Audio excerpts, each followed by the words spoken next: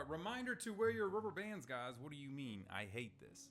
Oh, you got the springs. Okay, so everybody, we'll go ahead and look here when we block it in, when we pause it. Boom, there we go, we see it. That is a spring. Now, I think this one's particularly called a TP spring. I can't remember the exact brand of it, but there's multiple different springs you can have. But basically, this one screws onto the wire here and down here, and it's basically a metal rubber band that you can't take off. Now, if you didn't know, the purpose of our rubber bands is to actually move the jaws, you under, right, over, right, all that, moving these things left and right, and they only work if you have that force happening over a long period of time.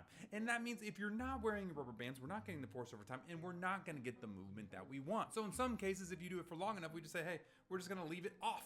And that just is what it is. And you're going to have to get it redone when you're older. And some people, we decide to go ahead and go into springs. And even though these are pretty much a torture device and way worse than having the actual rubber bands, well, you weren't mature enough to wear your rubber bands. So we had to take action into our own hands. Because we can straighten things up, we can fix bites, we can do everything else except for wear the rubber bands for you. So we slap on the springs, and then 3 months later, basically your bite is fixed, and we get done all the work that you could have just done by wearing your rubber bands. Seeing this without my bands on right now. Exactly, I know you guys are forgetting. And someone else said, remind me every time. And I get it, it's hard. And actually a little pro tip for you, whenever I was in school, I would take them off and then put them on my pencil or put them around my pinky finger if you can, if it doesn't cut off your circulation. That way, after I was done eating or I was back in class, I would see that rubber band on my pencil. I'd be like, oh crap, I gotta put rubber bands back on. And then I would put rubber bands back on. A nice little pro tip for my braces users out there. She'd say, gee, I will.